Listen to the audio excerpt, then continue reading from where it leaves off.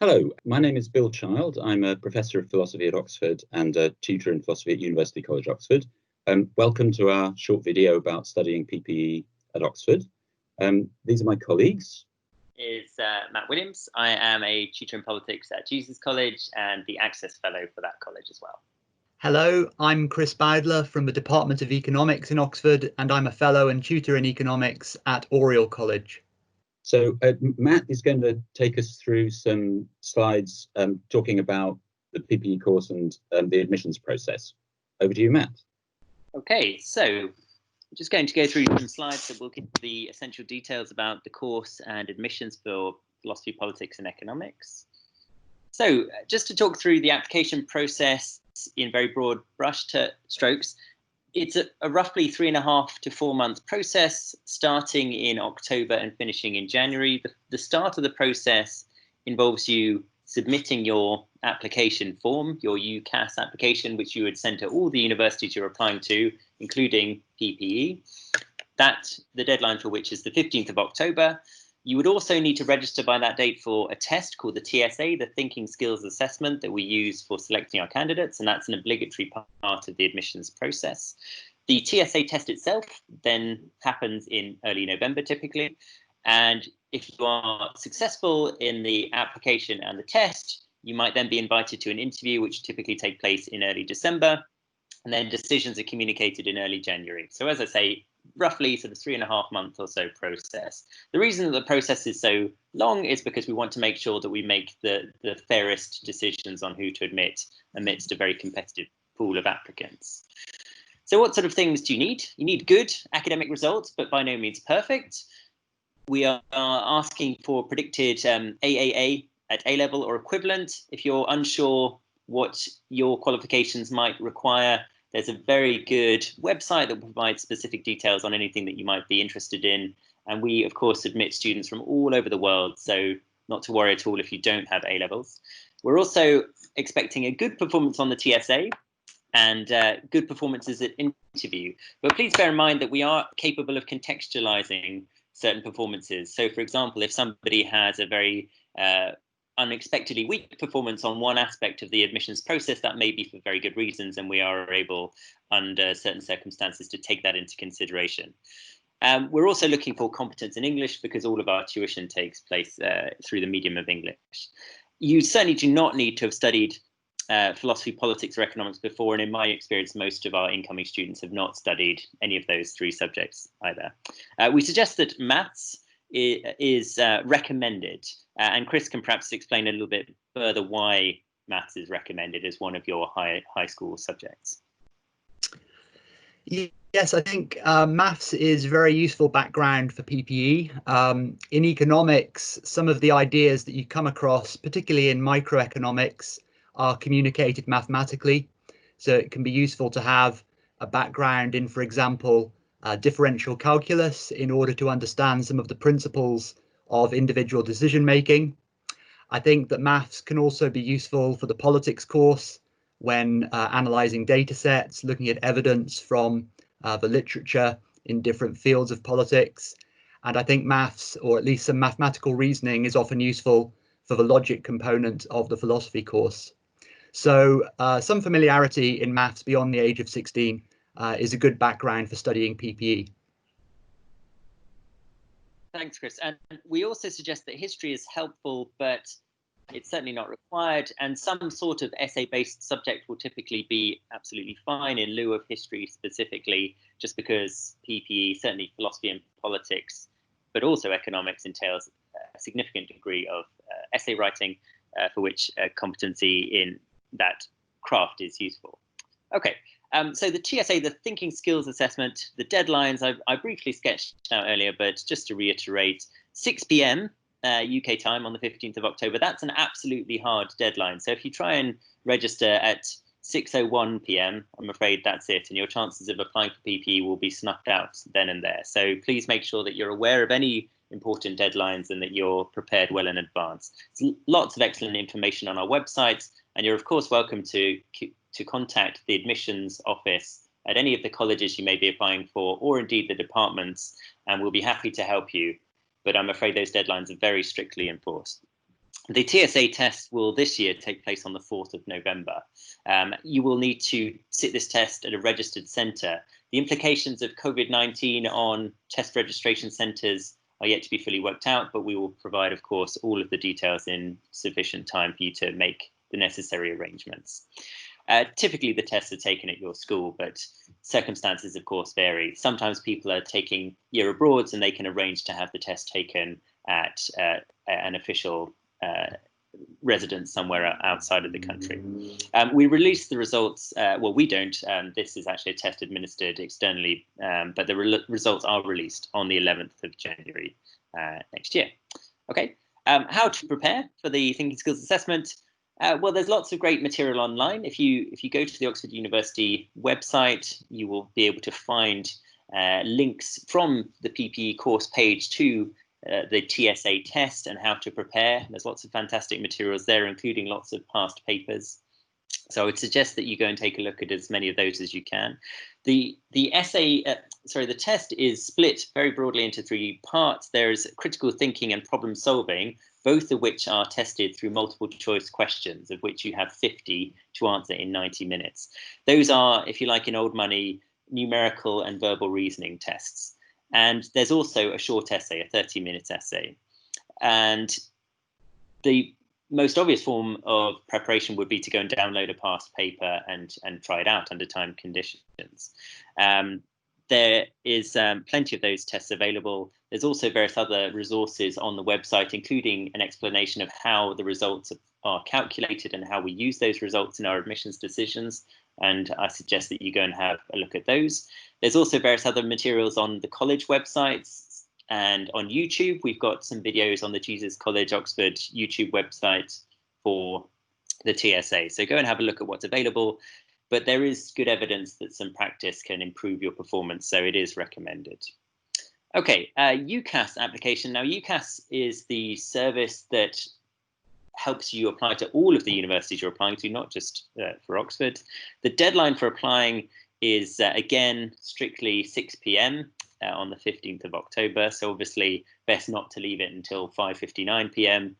The personal statement is part of your UCAS form. And of course, when you're writing this personal statement, that's actually going to be seen by all of the universities that you apply to, not just to Oxford and not just to the PPE tutors. So it is absolutely fine. Indeed, we expect that personal statement doesn't necessarily directly pertain to PP and E. It is quite common for people to be applying to courses that are similar, but not exactly the same as PP at other universities. We're quite aware that it's a relatively unusual degree, although becoming more common in the UK and abroad. So if, for example, you're applying for economics degrees at other universities and you write your personal statement more predominantly tilted towards economics, then that is fine. We are looking nonetheless for some evidence that you've done some reading around the subject that is of interest to you. So that might be starting with something that's been recommended to you on the PPE website and perhaps exploring further some topics of interest. But I don't know if Bill and Chris would like to elaborate further on what sort of things they look for in personal statements. Well, yeah, thanks, Matt. I would say this, that I think trying to explain a little bit of detail about why you're interested in something or what was interesting about a particular book or article that you read, or what is especially interesting to you about a certain topic in one of the PPE subjects. I think that's better than just giving a whole list of things that you've read, because it tells us a little bit more about your motivation and your interests. If you can say something a bit more about fewer things rather than a whole list, which may look impressive but doesn't really tell us how seriously you've taken it or how much detail you've gone into. I totally agree with that. If a personal statement is quite personal in the sense that you've provided some reflections on what you've done and what you took away from it, then all the better. And it's relatively easy to provide an impressive list of things you might have read, but if you can give us some sense of what you took away from that, then that is definitely to your benefit. It's worth noting that, and this is a question I encounter a lot in my Access work, is what sort of work experience is necessary? And the short answer is it isn't necessary. We are fully aware that opportunities to take part in various relevant work experiences around the subjects of philosophy, politics, and economics are not evenly distributed. And so it quite simply isn't part of our admissions process to expect people to have obtained such experiences. So if you haven't, for example, shadowed your MP or done some other similar work with perhaps an economist, that is not going to affect your chances of admission at all. Extracurricular engagement can mean anything from reading to watching lectures online to downloading podcasts, and just thinking carefully about the subject and your motivations. Okay, so moving on, interviews. So there's a careful process of reallocation. We reallocate applicants amongst the colleges simply because each college doesn't receive an even number of applicants, and we don't want to lose out on some excellent candidates simply because they applied to a college that happened to be oversubscribed. And it's impossible to know with any degree of precision which colleges will be oversubscribed in any admissions round. So we make sure that we redistribute the applications around so that we make sure that the process is as fair as possible. And that reallocation process takes place at various points in the admissions cycle. So it will happen from even before interviews, it can happen during interviews, and it can even happen after interviews. And that should give you confidence that college choice is a relatively second in importance when it comes to the application process, because even if you apply to a very popular college, then it is still possible for you to be reallocated and a place to be found for you elsewhere in the university. So it's also possible to be reallocated during interviews for second interviews at other colleges.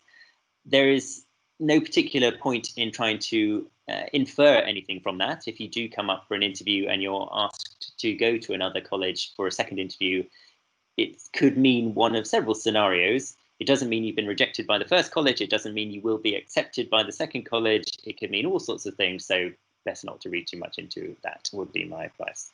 But Chris, do you have any sort of further thoughts on the essential structure of the interview reallocation? I think that sums it up well. I think overall about 30% or so of the applicants for PPE are called for an interview in Oxford, and all colleges offer you at least 2 interviews at the college to which you're first summoned to interview, sometimes 3 interviews. So obviously interviews can be quite a daunting prospect. The good news is that if you feel that the first interview doesn't go quite so well, there's an opportunity to expand on your thoughts and put across your motivation and thinking about the subject in a second interview. Great, thank you.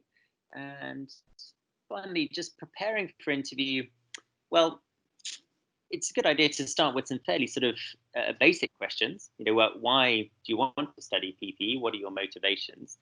It's perhaps quite a good idea to even think about what the subjects are or how you might define them. What do you think that the study of political science entails, for example? There aren't singular answers to a question like that, but just so long as you're clear as to what you think you're getting into would be a good idea. Quite a lot of people that apply for some of these degrees aren't entirely sure what politics, for example, means beyond, say, current affairs. So it's a good idea to have a think about what you think you're getting yourself into. Read widely, but read critically. It's very important. We're not looking for passive recipients of knowledge. We're looking for people that engage with ideas and can think for themselves. So when you're reading something, make sure you give yourself the space and time to think about it. Think about whether you agree with the author's arguments, whether you agree with the author's methods or data selection. There are all sorts of points where you can think critically. Thinking critically doesn't mean that you have to become a critic, the sort of person that just disagrees with everything that they read, but it means that you need to think about it for yourself and perhaps be constructive. How might you improve what you've read? How might you add to the debate in a constructive manner would be a good idea. It's also worth organising a practice interview, probably best with someone that you're not that familiar with, so maybe a family friend or a teacher that you don't know terribly well. And there are plenty of questions that you can find on our website that could be used as a prompt for this.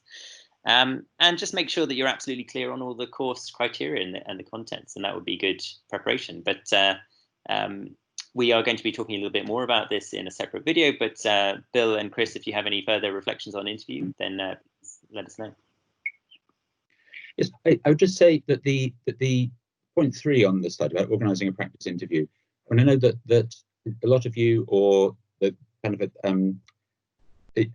available adults who you might have to do a practice interview, will kind of feel you don't have very much idea about the kinds of questions that would actually be asked. I think that doesn't matter. The main point is just to try and get some practice of being asked questions and answering them straightforwardly, with an adult who you don't know, because that will be the situation of the interview. So don't worry so much about the content of any kind of practice conversation that you manage to have, but just think that you're gaining from the situation of being asked direct questions by someone you don't know very well, and having to try and give your honest, interesting, thoughtful answers. Absolutely. It's worth noting that the way the interviews are structured is that they are, if you like, an audition for the tutorials that we use in Oxford. So it's to try and see whether you would enjoy and benefit from the way we teach in quite small groups. And so it's not a grilling. It's not an opportunity for the tutors to put you under pressure and make you feel uncomfortable or small or silly. It's an opportunity to see how you could collaborate in a small group teaching environment like that. So we would ask you questions, but we would also give you some support and some help to get through and solve those questions. It's not a monologue. It's not you just expected to speak for 20, 30 minutes on your own. It is a dialogue. And so as Bill suggests, if you can practice just talking through your ideas as clearly as you can with someone you're not that familiar with, then that would be excellent preparation. Okay, so that brings us to the end of the slides. So I think we'll stop this part of the video here, but thank you for watching, and I hope to see you soon in Oxford. Thank you very much. Thank you. Goodbye.